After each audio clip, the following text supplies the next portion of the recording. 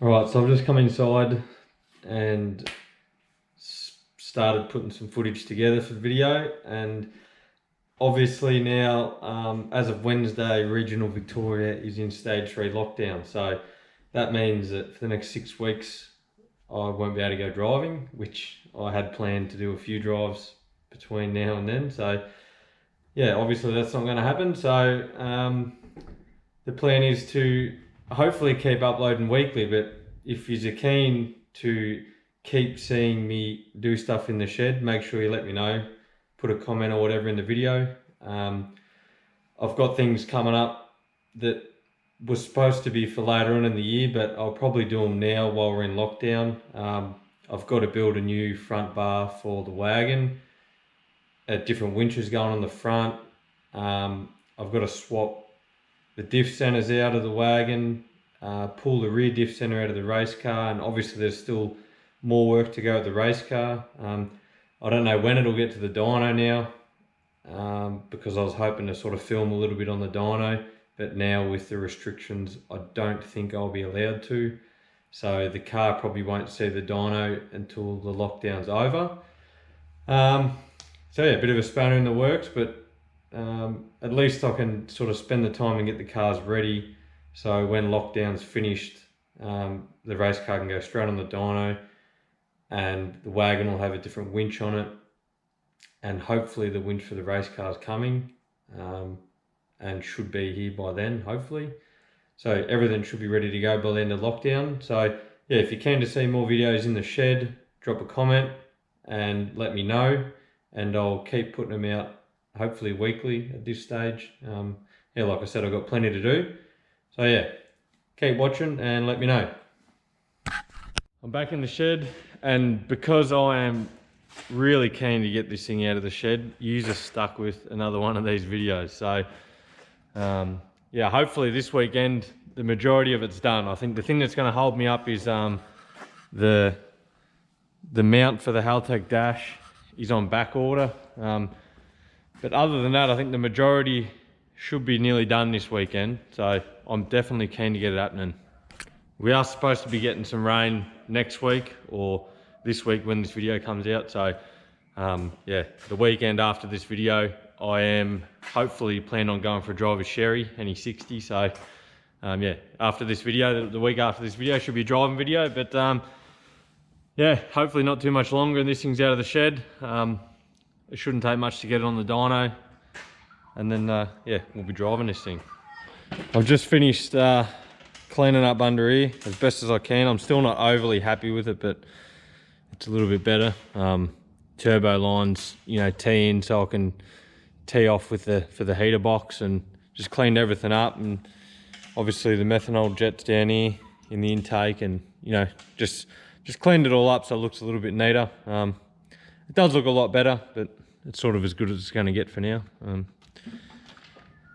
Got this fancy reverse camera installed, just pointing at the ground at the moment.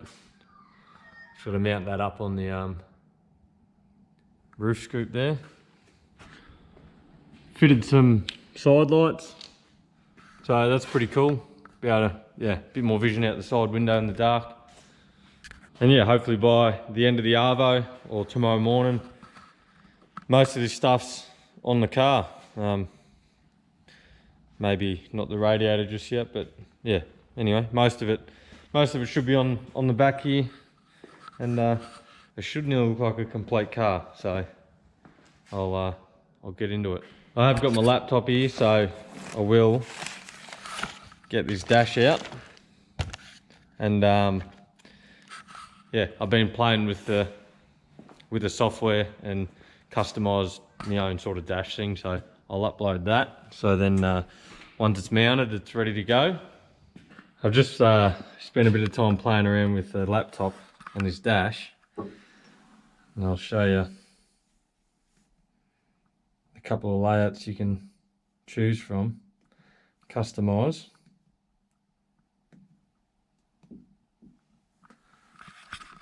They're bloody awesome bits of gear. Actually, yeah, I'm a bit shattered about the mount, not here yet, but yeah, once the mount's done, then all this wiring here can be tidied up and finished off. Most of it's already done. It just needs to be cleaned up, which Justin's going to do. Got the GPS unit in there, which will it'll have a speedo. All right, well, it's time to start putting all this stuff on the back. So I've got the methanol tank with the pump on there ready to go. Chuck that in. Then yeah, batteries in, wire them up. Everything, finish that off. The tank's bolted in. So yeah, everything on. I might even throw the boxes on, the radiator on. So hopefully all going to happen this Arvo. So I'm looking forward to getting it looking like a normal car again.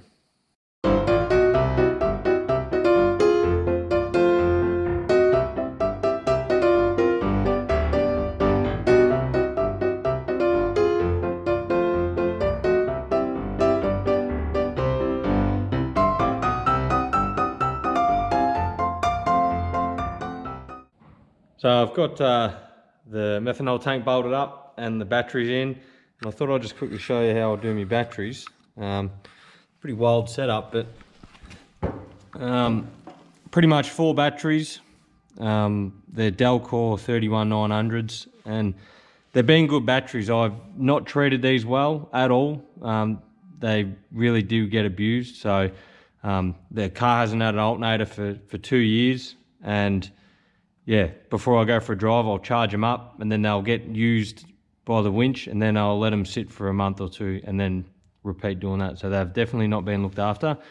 But yeah, pretty much negative, positive. That gives you 24 volt. And then, yeah, they're joined the positive, negative. So it's a series parallel setup. Yeah, which effectively doubles the voltage, obviously, to 24 and doubles the amps as well. So that's not bad. So without these 2 joining wires here, positive and negative to negative, you wouldn't end up with double the amps. So that's a good little setup there. And it's all 120mm cable, and 2 positives running to the front, 2 negatives running to the front. The positives run into the cab through 2 isolators, and yeah, that's where you turn it on, and then the volt gauge clicks on. The alternator is on the back side of one of these isolators, so when you turn the isolator off, the battery's still feeding charge into the alternator's still feeding charge into the batteries, and but you got no power going to the winch. So yeah, the earth on the winch is that. It's got an earth bar that joins them both up, and then power to each solenoid. So yeah, they come out the front, earths and powers. And that's my 24 volt alternator. I've just put a new one on. As I said, I haven't had, well, a working one for 2 years. It stopped working the start of 2018. So yeah, I just haven't bothered to change it. So I've got a new one on there now. Hopefully it lasts a little bit longer, and it should keep my batteries topped up on the longer drives then. All right, I've been tinkering around with a few things, and radiator's sort of sitting in there. I need to make a few small adjustments. Batteries are in, obviously, and yeah, overflow tank and washer bottle and that. So what I'm going to do is quickly hot wire it. Where's this switch? All right, we've got interior lights, and yeah, I'm just going to see.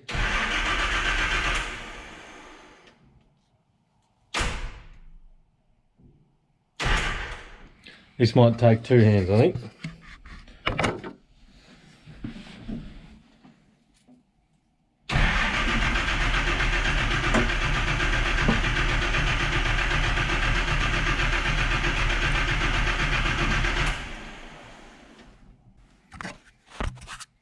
I think we have a problem somewhere. I'll have to investigate. All right, we'll try again. I think not enough wires.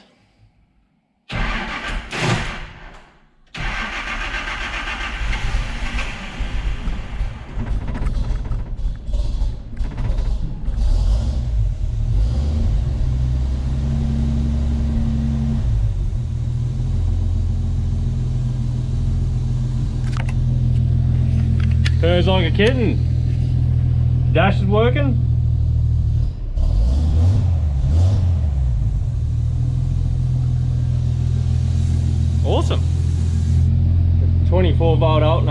charging.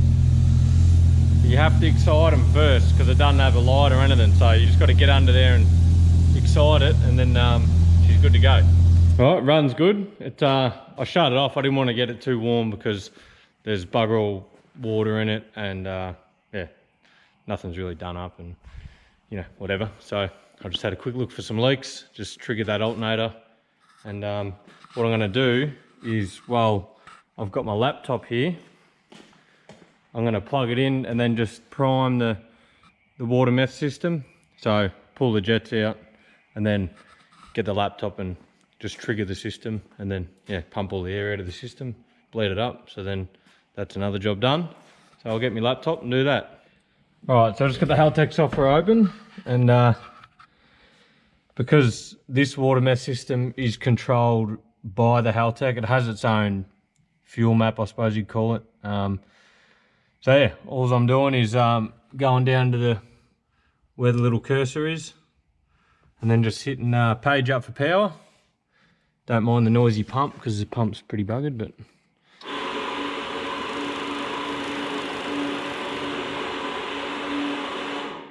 yeah, I did have to pull the hose off in one spot and just get the water through, and then plug it back up and then pump it out the end of the nozzle. So all good. I'll put a close up of the nozzle so you can see what it looks like.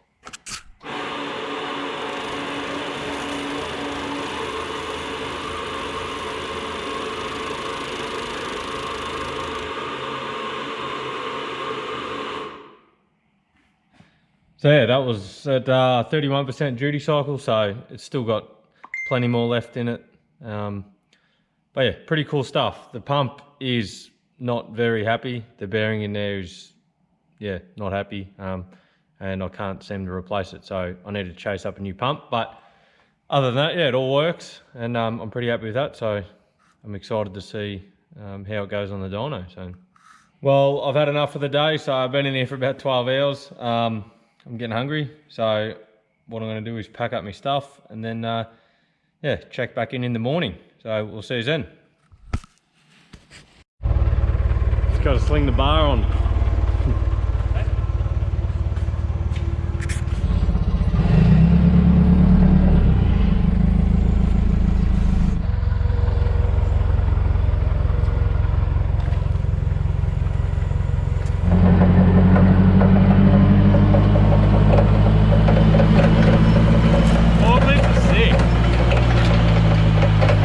Alright, well, we fitted the bar up. Just finishing putting a couple of bolts in there. I'm not going to put the grill on just yet because I've got new headlights coming. So that'll happen next week.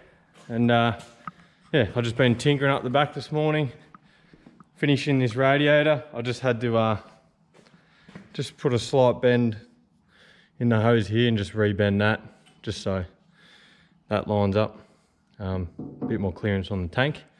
So the other line's over on the bench there. So that's pretty much all done. Yeah, and I'll get that in today, fill it up with water, bar on, and then yeah, there's not a great deal left to do. So mainly just waiting on this Haltech dash mount so we can mount the dash in there, mount the reverse camera screen, and then finish off all the wiring that's associated with that, tie it all up, neaten it all up, and yeah, there's not a great deal left to do. So I might even drive it out the shed today and down the road because I'm keen to test out how it goes with this that bigger exhaust housing. So yeah, getting keen. And because the compressor's now on the back, just to save running wiring out, I'm putting the pressure switch in the air tank, sits in the back here.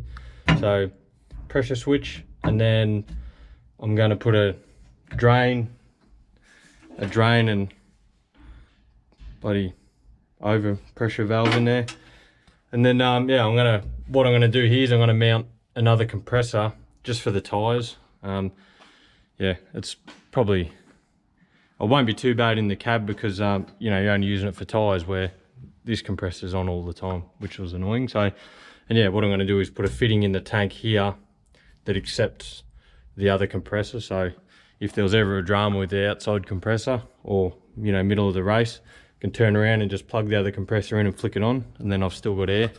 Because yeah, obviously with the red winch and the lockers and all sorts with the free spool and the air brake and whatever, so there's a fair bit relying on air in this car. So yeah, I think it's a good idea just to have a backup compressor. Not that I've ever had a problem with this ARB one, but you just never know, especially being outside now. Who knows? So I think that'd be a good idea, but that's something else to do. All right, so I've got the car to a stage where I can maybe go for a quick zip down the road, put some coolant in it. So one like, and I'll go for a drive. No, I'm just joking, I'm gonna go for a drive anyway. All right, got alternator charging. Everything's working. Put some coolant in it, and then we'll go for a spin. It can be a little bit tricky bleeding up rear mount radiators, but I've got a drain bung in this, which is the bottom radiator hose, it goes to the back. And then I use the thermostat housing bypass to bleed it up through the engine. It seems to work all right. And then yeah, radiator cap, and then yeah, I've got a little fill bung at the back there. Just try and bleed all the air out of it you can, because it's pretty notorious for these to get air locks. And then yeah, I definitely lost an engine because of that. So I've learnt my lesson from that. The airlock was because I did split a radiator line and lost some water, and then where we were, we couldn't get the airlock out of it to feed more water into it. So yeah, cost me an engine, but anyway, this is sick. I'm quite enjoying this, but good to see that the speedo's working, oil pressure sensor's working, so this is awesome. This is good. Everything's working. It's not boosting as much as it used to, obviously with the turbo setup change and the intake change. Yeah, it's only boosting to about 9 PSI, but it feels like it goes better than it did before at 12, 13 PSI, so this is going to be good. I'm bloody excited. Typical, spoke too soon. It's it's done a Welsh plug, which I've never had happen before actually. It's on the other side of the dump pipe, so it'll be easy enough to fix. I'll just pull the dump pipe off and I can easily get to it. So yeah, at least I found out about it now, not in the middle of nowhere. So that's another job on the list. Bummer. Got Jesse welding the plugs in the tank. I've got to go cut some firewood. Right, so I'll wrap it up there. It's that's enough for the day. I've got jobs to do. Yeah, as per usual, if you made it this far, don't forget to drop a like and a comment and subscribe if you're not already subscribed. And if you are on Instagram, go follow me on Instagram. And yeah, I'll see you on the next one.